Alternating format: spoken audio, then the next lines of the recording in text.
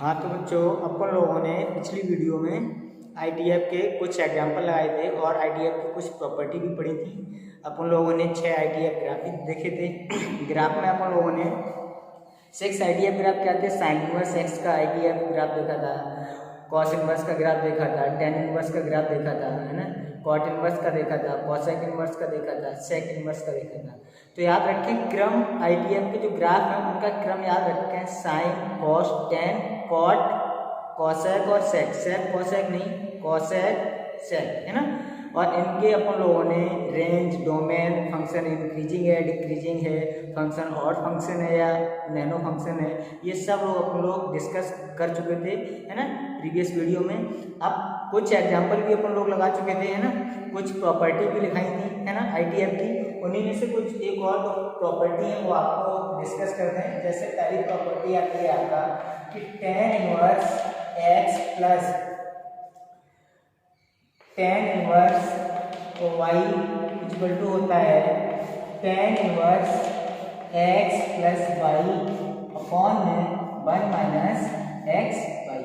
Okay, ये आपका क्या होता है, tan inverse x plus tan inverse y equal to होता है आपका tan inverse x plus y upon 1 minus x y. Okay, तो ये जो प्रॉपर्टी है ये यूज कब करनी है, व्हेन वेयर जहां आपका x और y कैसा होना चाहिए, लेस देन होना चाहिए, किससे, एक से कैसा होना चाहिए, कम होना चाहिए। ये प्रॉपर्टी यूज जब करना चाहिए जब टेन इनवर्स का आर्गुमेंट और टेन इनवर्स x का आर्गुमेंट, टेन इनवर्स y का आर्गुमेंट बोले तो x और y का जो आर्गुमेंट लिखा है इनका जो मल्टीप्लाई है वो हमेशा एक से कैसा होना चाहिए, कम। तब ये वाला फार्मूला यूज करना है, ठीक है ना।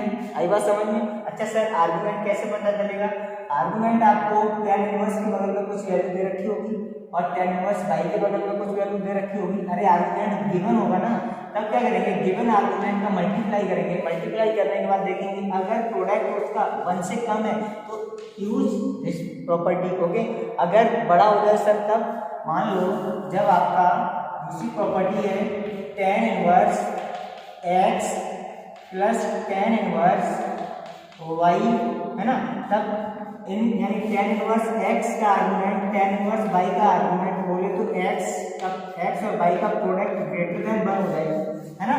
ग्रेटर देन कैसा हो जाए, 1। अगर एक से कैसा हो जाए, बड़ा हो जाए, तब अपन लोग पाई ऐड कर देंगे और फार्मूले में pi plus tan inverse x plus y upon में एक्स माइनस वाई का यूज करेंगे, है ना।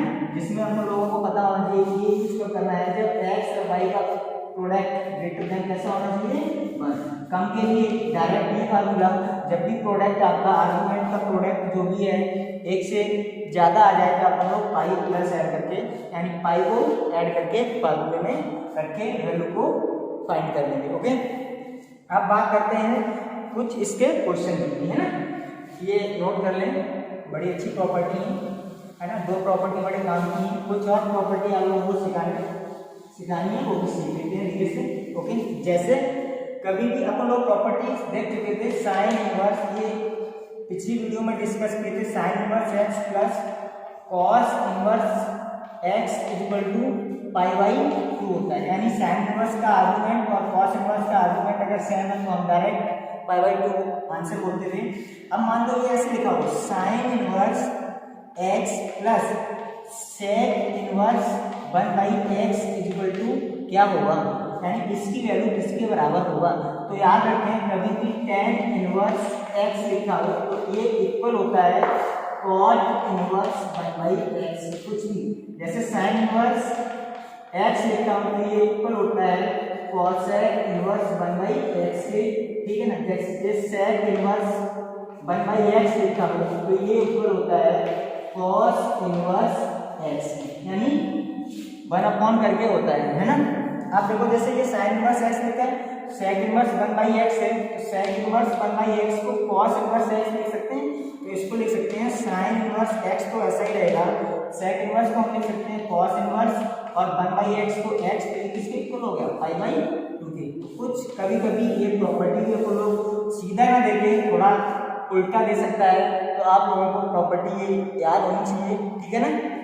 ये प्रॉपर्टी आप लोगों को याद होनी चाहिए बड़े अच्छे से, है ना, रटी होनी चाहिए। अगर ये प्रॉपर्टी आपको रटी तो क्वेश्चन कोई भी आपके यहाँ से नहीं निकलेगा, ठीक है ना। ये एकदम प्रॉमिस है मेरा आपसे। जैसे क्वेश्चन देते हैं आप लोगों को बड़ा अच्छा क्वेश्चन क्या है, मान लो क्वेश्चन है, क्वेश्चन कुछ इस तरह है, देखते हैं। जैसे क्वेश्चन दे रखा है, क्वेश्चन है आपका बड़ा सिंपल क्वेश्चन है ना। जैसे लिखा गया है tan inverse 2 plus tan inverse 3, है ना, इसकी वैल्यू आपको किसके इक्वल होगी, इसकी वैल्यू आपको फाइंड करनी है।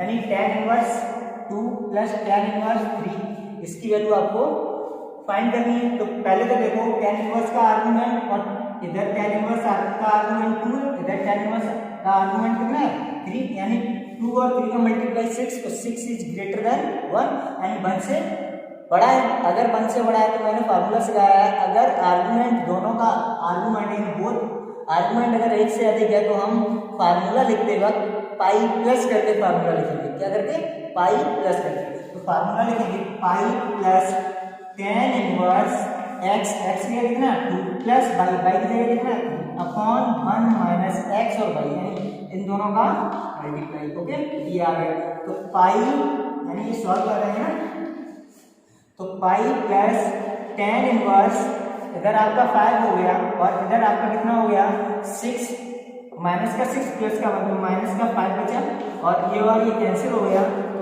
Pi plus tan inverse minus का 1, और हमने बताया था पिछली वीडियो में कि tan इनवर्स माइनस एक्स हो तो माइनस बाहर आ जाता था, माइनस tan इनवर्स एक्स होता है, ठीक है। तो माइनस तो बाहर ले लिया, तो पाई माइनस tan इनवर्स 1। अच्छा, tan में 1 का होता है पाई बाई 4 पे, तो पाई माइनस पाई बाई 4, तो यहाँ से एलसीएम लिया आपने तो 4 पाई माइनस पाई अपॉन में 4, तो आंसर आएगा आपका 3 पाई बाई 4। अगर 4 पाई में से पाई गया 3 पाई, तो 3 पाई बाई 4, ये अपना फाइनली आंसर हो गया, ठीक है ना।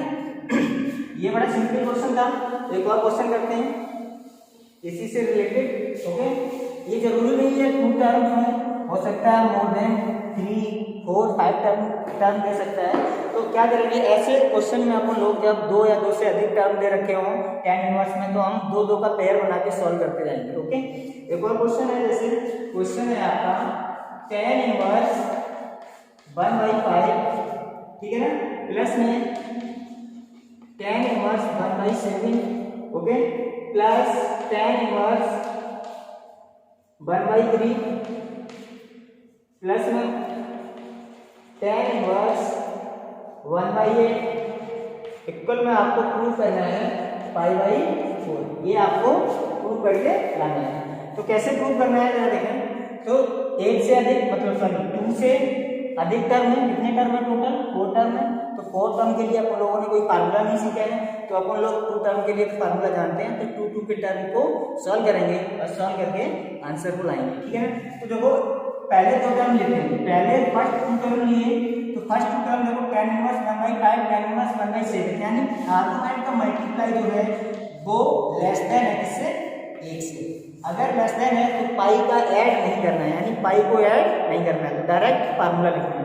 तो डायरेक्ट फार्मूला कैसे लिखेंगे, tan inverse 1/5 plus 1/7 upon 1 minus 1/5 into 1/7 plus. अब इन दोनों को सॉल्व करते हैं। इन दोनों का जो आर्गुमेंट का मल्टीप्लाई हो 1/3 इंटू 1/8, बोले तो 1/24 लेस देन होगा 1 से, तो इसमें भी डायरेक्टली फार्मूला यूज करें। tan इनवर्स 1/3 प्लस 1/8 अपॉन में आएगा 1 माइनस 1/3 इंटू 1/8। ओके, अब इसको सॉल्व करो, ऊपर से एलसीएम कितना आएगा 35, तो tan इनवर्स 35 का एलसीएम आ गया, इधर 7 इधर 5 बोले तो 12 ऊपर हो जाएगा, नीचे आपका कितना जाएगा 35 में से 1 गया, तो यानी 34 अपॉन 35 ये आएगा, ये और ये कैंसिल हो गया, तो यहाँ से आपको बचेगा tan इनवर्स 12 अपॉन 34। ओके, अब प्लस tan इनवर्स इधर सॉल्व कर लो, इधर से आपका एलसीएम 24 आया, 1/3 प्लस 1/8 का एलसीएम 24, तो 24 8 नहीं यानी 11 ऊपर बचेगा, नीचे 24, इधर से 24 में से गया है 23 और नीचे आपका बचेगा कितना 24। अच्छा 24 से 24 कैंसिल हो गया। अब फाइनली आपके पास बचा है क्या, फाइनली आपके पास क्या बचा है, ऊपर सॉल्व करते हैं इसको, ठीक है ना। क्या बचेगा, इधर से आपका बचेगा tan इनवर्स 12/34 प्लस में tan इनवर्स 11/23, ठीक है ना। अब इसको tan इनवर्स, इसका भी आर्गुमेंट देखो, अरे 12 का मल्टीप्लाई यानी 12 का मल्टीप्लाई 11 में करेंगे और 34 का मल्टीप्लाई जब 23 में करेंगे तो जो डिनोमिनेटर है वो ज़्यादा आएगा, तो इसलिए डिनोमिनेटर जब ज़्यादा है डिनोमिनेटर से तो हमेशा 1 से कम आता है, तो 1 से कम तो डायरेक्ट कोई फार्मूला लगाएंगे 12/34 प्लस 11/23 अपॉन में 1 माइनस 12/34 इंटू 11/23। अब इसको सॉल्व कर लेना और सॉल्व करके अपना आंसर 5/4 आ जाएगा। इसको जब सॉल्व करोगे तो फाइनली आपके पास क्या बचेगा, वो आपका बचेगा tan इनवर्स 1। सॉल्व करके देखना 1 बचेगा, तो ये किसके बराबर होता है 5/4 के। ओके नाउ ये क्वेश्चन आपको समझ में आया होगा, कुछ नहीं किया, दो के पेयर बनाए, टू के पेयर बनाए, दोनों को सॉल्व करते गए, फिर जो आंसर आया उनसे अपन का एक tan इनवर्स इधर बच जाता है, एक tan इनवर्स इधर बचेगा, तो 2 tan इनवर्स फिर बच गए, फिर से वही फार्मूला लगाया, दो बच गए ना, ये और ये, फिर से वही फार्मूला लगाया, फार्मूला लगाने के बाद इसको सॉल्व किया तो ये 1 आएगा और ये इक्वल होता है 5/4 के। ओके नाउ अब थर्ड क्वेश्चन की बात करते हैं, है ना। थर्ड क्वेश्चन बड़ा अच्छा क्वेश्चन है। मान लो एक और क्वेश्चन देखते हैं अपन लोग, कुछ और क्वेश्चन बड़ा अच्छा क्वेश्चन है। जैसे दे रखा हो आपको क्वेश्चन है कि 6 sin इनवर्स के अंदर दे रखा है x² माइनस का 6x प्लस का 17/2 इक्वल में पाई, है ना। देन आपसे पूछ रहा है वो, देन आपको फाइंड करना है, देन फाइंड x की वैल्यू आपको फाइंड करनी है, ठीक है ना। अगर x की वैल्यू फाइंड करनी है तो बड़ा सिंपल है, तो आपको x, इसमें ये तो क्वेश्चन दे रखा है तो देखो ध्यान से कि x इसके बीच में फंसा है sin इनवर्स के, तो आपको x तक जाना है, कहाँ तक जाना है, x तक जाना है। अगर x तक जाना है तो ये सारी जो वैल्यू लिखी गई है इसको हटाना है, तो सबसे पहले 6 हटेगा, तो इधर जाएगा 6, तो 6 गया तो इधर 5/6 हो जाएगा। सिंपली आपको sin inverse x² minus 6x plus 17/2 equal में 5/6 बचेगा। अब देखो साइन इनवर्स बचा, तो साइन इनवर्स इधर जाएगा तो साइन बन के जाएगा, तो x² माइनस का 6x प्लस का 17/2 इक्वल में साइन 5/6।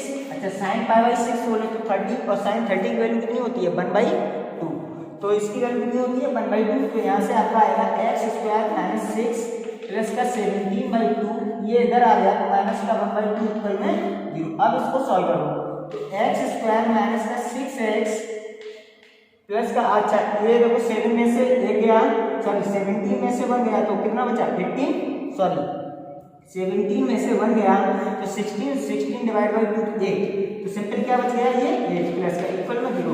अब इसको फैक्टराइज कर लेना, अरे 8 के ऐसे फैक्टर करना है जिसको ऐड कर क्या लाना है, ऐड कर क्या लाना है 6 लाना है, तो इसके फैक्टर आएंगे आपके, इधर कर रहा हूँ, यानी x² माइनस का 4x माइनस का 2x प्लस का 8 इक्वल में 0।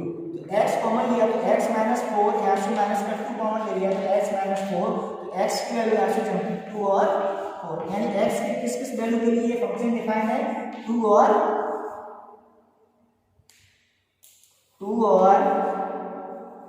4 के लिए। ओके तो x की वैल्यू यहाँ से आ गई आपकी 2 और 4, बड़ा सिंपल है, कुछ नहीं किया, x की वैल्यू पूछिए, किसकी वैल्यू पूछिए x की वैल्यू पूछिए, तो सबसे पहले 6 इधर गया तो 5/6 हो गया, साइन इनवर्स इधर जाएगा तो साइन बन के जाएगा, अगर साइन को इधर लेके जाते हैं तो इनवर्स बन जाएगा, इनवर्स को इधर लेके जाएंगे तो साइन बन जाएगा। ओके फिर साइन 5/6 बोले साइन 30 की वैल्यू 1/2 होती है, 1/2 इधर शिफ्ट होगा 17/2 माइनस 1/2,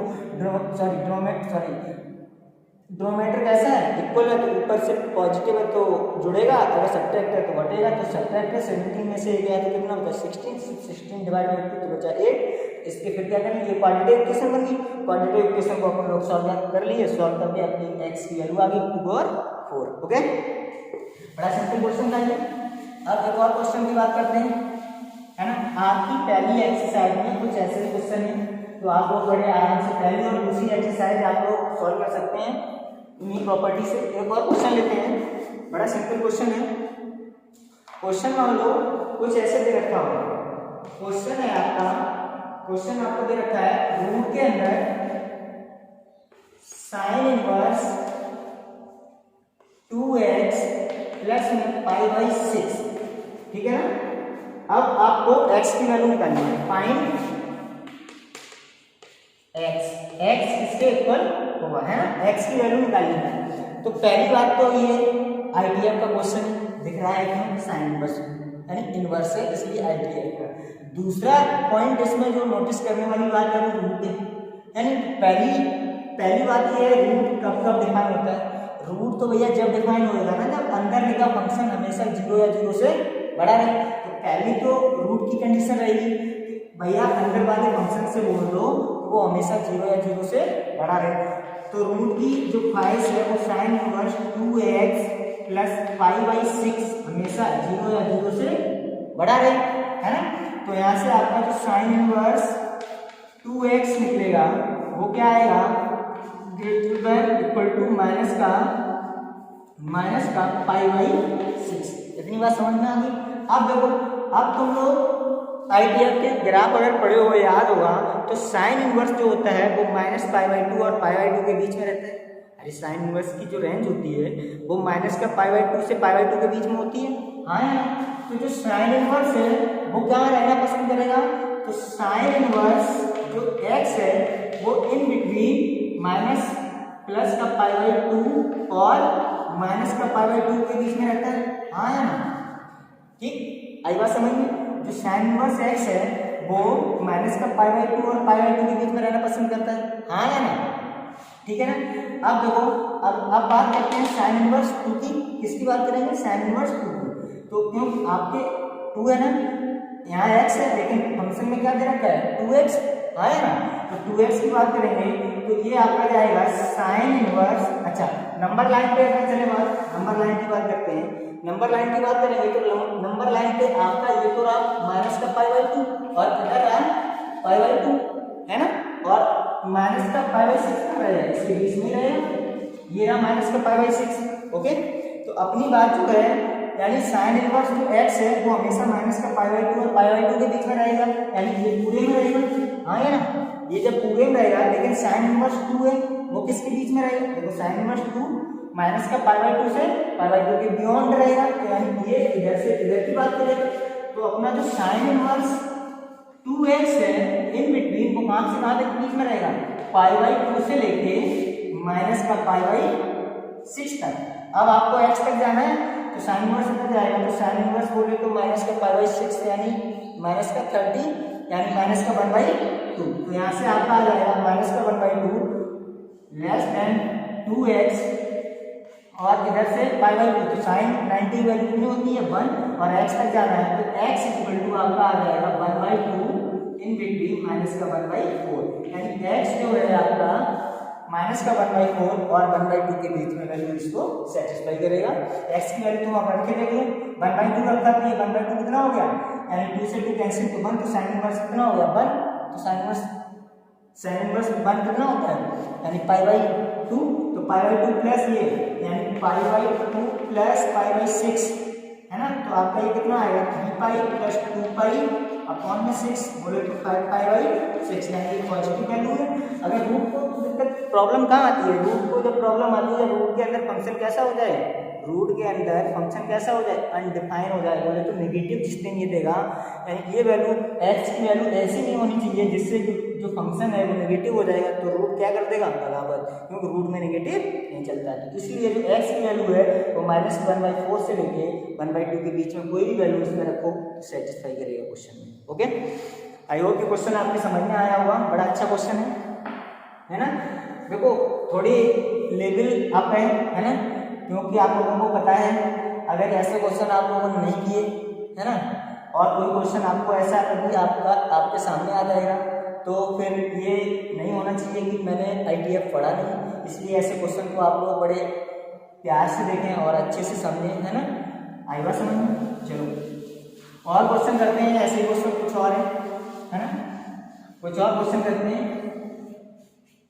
क्वेश्चन है आपका बड़ा सिंपल सा क्वेश्चन है एक और, जैसे क्वेश्चन दे रखा है आपका tan inverse A by B, ठीक है ना, प्लस में दे रखा है tan inverse B minus A upon में A प्लस B इक्वल में आपको प्रूव करना है 5/4। ओके, ये आपको क्या करना है, प्रूव करके लाना है कि बेस प्लस बेस इक्वल 5/4। तो देखो, अच्छा आप लोग इसका आर्गुमेंट से मल्टीप्लाई करेंगे।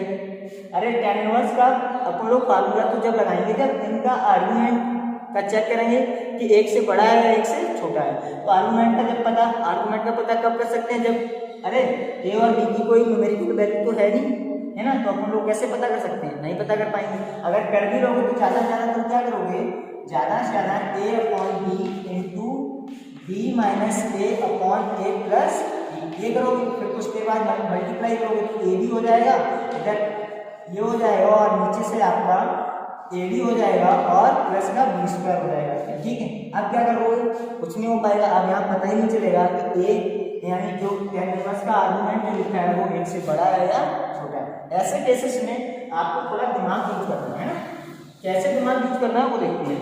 तो देखो आपको क्या करना है, सिंपली आप लोग tan inverse A by b को तो ऐसा ही पकड़ लो, प्लस ऊपर से देखो मैं क्या कर रहा हूँ, ए को कॉमन ले रहा हूँ। किसको कॉमन ले रहा हूँ, ए को कॉमन ले रहा हूँ। तो ए को कॉमन लिया तो इधर से tan इनवर्स को ऐसा ही रहा, ए कॉमन लेते हैं, ये बी बाई ए बना और माइनस का 1 बचा, अपॉन में नीचे से भी ए कॉमन लिया यहाँ 1 प्लस बी बाई ए बच गया या नहीं बच गया, और ऊपर से ए कॉमन नीचे से भी ए कॉमन, तो ए और ए कैंसिल आउट हो गए। ठीक है ना, आप क्या करने वाले हैं, देखो देखते रहना ध्यान से, tan inverse a by b plus में tan इनवर्स मैं लिख रहा हूँ b by a minus tan inverse 1, ये मैंने डायरेक्ट लिख दिया। ये कहाँ से आया, इस पे थोड़ा अपन लोग दिमाग लगाते हैं, इस पे थोड़ा दिमाग लगाते हैं। तो देखो ये देखो इसका उल्टा ये लिखा गया है। अरे देखो tan inverse x minus tan inverse y equal होता है tan inverse x minus y upon 1 plus x। ये भी आप नोट कर लें क्योंकि प्लस वाला मैंने भी सिखाया था, माइनस वाला नहीं बताया, बट क्वेश्चन में आ गया, क्वेश्चन के दौरान ये वाला फार्मूला यूज हो गया। तो ये भी लिख लिया tan inverse x minus tan inverse y, तो इक्वल में जो होता है इसका फार्मूला वो होता है tan inverse x minus y upon में 1 प्लस x। क्या करना है, यहाँ माइनस होता है तो ऊपर माइनस तो नीचे प्लस, और प्लस वाले में क्या होता है, यहाँ प्लस हो तो ऊपर प्लस नीचे माइनस। ओके, तो देखो इसका उल्टा यूज करते हैं, ये x लिखा है ये y लिखा है, तो ये x और y 1 प्लस x। इधर देखो आपका ये x वाला टर्म है और ये y वाला टर्म है, ये x वाला टर्म है और ये y वाला टर्म है। तो देखो मैंने क्या किया, x को एक तरफ रखा तो tan इनवर्स dy है माइनस tan इनवर्स y को अलग किया, अलग अलग सेपरेट कर दिया। इसको जिस दिन उल्टा फार्मूले में रखेंगे तो यही तो आएगा, तो इसको ऐसे लिखो या इसको ऐसे लिखो, एक ही बात है। तो मैंने लिख दिया। अब देखो क्या करना है, अब क्या करना है, मैंने एक प्रॉपर्टी सिखाई थी कि tan इनवर्स x लिखा हो तो वो इक्वल होता है cot इनवर्स 1 बाई x के। अगर tan इनवर्स x लिखा है, अगर आपका tan इनवर्स x लिखा है, ये इक्वल होता है cot इनवर्स 1 बाई x के, इक्वल होता ही नहीं होता। तो देखो मैं कुछ चेंज कर रहा हूँ, tan inverse a by b को तो चुपचाप ऐसे बैठा रखा, अब मैं इसको चेंज कर रहा हूँ, tan इनवर्स को मैं cot इनवर्स लिख रहा हूँ, तो उसका आर्गुमेंट आपस में क्या हो जाएगा, चेंज हो जाएगा, तो a बाई b हो जाएगी। हो गया ही नहीं हो गया, और माइनस में ये बच गया आपका tan इनवर्स, ये बचा, हाँ या ना। अब ये बच गया। अब देखो ये प्रॉपर्टी होती है कि tan inverse x plus cot inverse x, अगर x tan इनवर्स x और cot इनवर्स का आर्गुमेंट अगर सेम है तो आंसर π/2 होता है। ये किसके आर्गुमेंट है, वो a बाई बी और a बाई बी, तो ये आंसर π/2 के इक्वल होता है। उधर से माइनस का π/4 बचा, ये तो बचा। अब देखो क्या किया, π/2 में से माइनस का π/4 घटाएंगे तो आपका एलसीएम तो 4 आ गया, इधर से आपका 2π हो गया, इधर से पाई हो गया, तो 2π में से पाई गया, π/2, तो अपना फाइनली आंसर π/4 आ गया, है ना। तो ऐसे क्वेश्चन भी आएंगे, है ना। अपन लोगों को फार्मूले का उल्टा यूज भी करना आना चाहिए, सीधे सीधे तो सब कोई कर लेता है, तुमको उल्टा भी यूज करना आना चाहिए। देखो इसका उल्टा यूज किया नहीं किया, इससे ये लिखा ही नहीं लिखा, तो अपन लोग उल्टा भी जा सकते हैं और सीधा भी, तो आपको दोनों रास्ते आने चाहिए, उल्टा भी और सीधा भी। ओके, आई होप ये क्वेश्चन आपको समझ में आया होगा, ठीक है ना। अब अपन लोग एक और क्वेश्चन करते हैं, बड़ा अच्छा क्वेश्चन है। एक और क्वेश्चन है, क्वेश्चन आपका है, मान लो दे रखा हो, क्वेश्चन है आपका,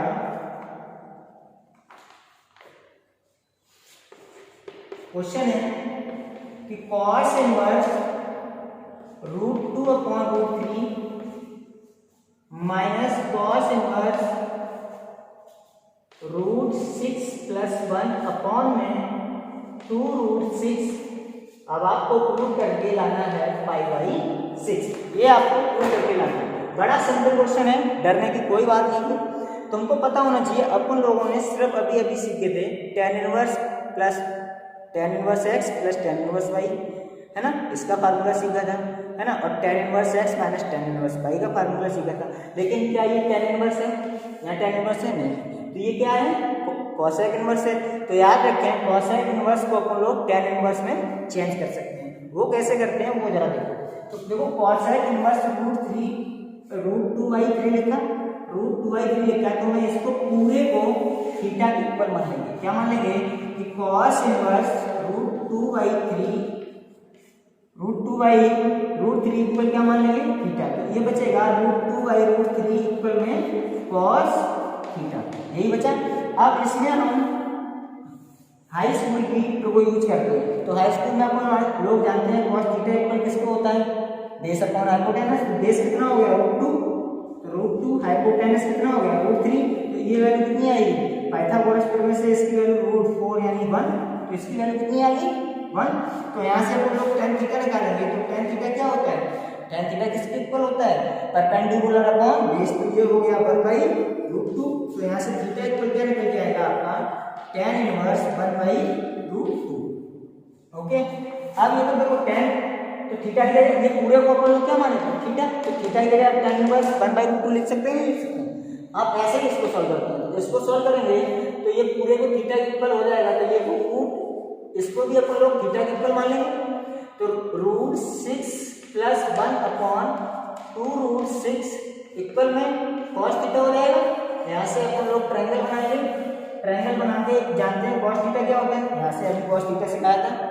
cos थीटा क्या होता है, बेस अपॉन हाइपोटेनस, तो बेस कितना है, इधर से बेस तो है √6 + 1 और हाइपोटेनस 2√6। अच्छा, ये वैल्यू निकालनी है आपको, बोले तो परपेंडिकुलर निकालना है, परपेंडिकुलर निकालना है, तो परपेंडिकुलर अपन लोगों को निकालना है, तो क्या करेंगे, 2√6 का होल स्क्वायर इक्वल में आपका आएगा √6 + 1 का होल स्क्वायर इक्वल में परपेंडिकुलर, है ना, परपेंडिकुलर का होल स्क्वायर, है ना। तो इसको इधर लेके आएंगे, तो ये आपका बनेगा जाते हैं 2√6 का होल स्क्वायर माइनस ऑफ √6 + 1 का होल स्क्वायर इक्वल में परपेंडिकुलर का स्क्वायर। ओके, अब इसको खोल दो, 4 × 6, ओके, 4 × 6 माइनस ऑफ, इधर से इधर आएगा ये 6 + 1, ठीक है ना, और प्लस में 2√6 इक्वल में t², है ना। अभी 24 हो गया, माइनस का ये इधर बचेगा आपका, कितना बचेगा, 6 माइनस का 1 माइनस का 2√6 इक्वल में t², और t² का यहाँ रूट करेंगे तो ये इधर रूट हो जाएगा। अब देखो इधर में काम करने जा रहे हैं, इधर से देखो इधर कितना बचा, 24, हाँ या ना, ये 24, ये माइनस का 6 माइनस का 1 माइनस का 2 इक्वल में t है। अब देखो ये इक्वल हम लिख रहे हैं √3 - √2 का होल स्क्वायर, √3 माइनस √2 का होल स्क्वायर। अब देखो इसको जिसमें खोलेंगे तो ये क्या बनेगा, बोलो देखो 9 आया ना, 9 बचा प्लस 4, 9 और 4 13, ठीक है ना। तो यहाँ से देखो कितना बचेगा आपका, कितना बचा 24 माइनस 6 माइनस 1 और माइनस का √2 हुआ नहीं। हाँ तो देखो ये बचा। तो ऐसे अपना कहीं क्वेश्चन में मिस्टेक लग रही है, 1 मिनट चेक करते हैं क्वेश्चन। हाँ ये जो लिखा है क्वेश्चन में यहाँ 2√3 है, तो यहाँ भी 3 होगा, यहाँ भी 3 होगा, तो इधर भी 3 होगा, इधर भी 3 है। हाँ तो यहाँ से अपन लोग सही कर लेंगे, यहाँ से सही करो तो ये आएगा 4 × 3, ओके 12 आएगा, माइनस का 6 प्लस का 1 और प्लस का 2√6 इक्वल में t², ओके। तो ये 12 माइनस का 7 और माइनस का 2√6 इक्वल में रूट करो और इक्वल में 3 है ना। अब ये देखो कितना बचा रहेगा आपका। अब मैं इसका एक काम करने वाले हैं। अब देखो ये इसके इक्वल है √3 माइनस √2 का होल स्क्वायर, ओके। यहाँ से ये खत्म हो गया तो ये बचे √2 माइनस √2, तो ये जो वैल्यू आई है वो √3 माइनस √2 के इक्वल आ गया, ठीक है ना। अब यहाँ से अपन लोग tan थीटा निकालेंगे, तो tan थीटा इक्वल क्या होगा, tan थीटा इक्वल आपका आएगा, tan थीटा क्या होता है परपेंडिकुलर अपॉन बेस। तो परपेंडिकुलर कितना है √3 माइनस √2 अपॉन में बेस कितना है √6 प्लस 1 है ना। और यहाँ से अपना थीटा कितना निकल के आएगा, यहाँ से थीटा निकल के आएगा आपका tan इनवर्स √3 माइनस √2 और अपॉन में आएगा √6 प्लस 1। अब देखो ये tan इनवर्स ये निकल गया, ये tan इनवर्स ये निकला, दोनों को ऐड करके अपन लोग क्वेश्चन को सॉल्व कर लेंगे, ठीक है ना। आई बात समझ में। तब तक अपन लोग ये क्वेश्चन अच्छे से ट्राई करना, आंसर मिलाना। आंसर क्या लाना है आपको 5/6। अगर आपका आंसर नहीं आएगा तो अपन लोग नेक्स्ट वीडियो में इसका आंसर भी मैच करा लेंगे, ओके। तब तक पढ़ते रहिए।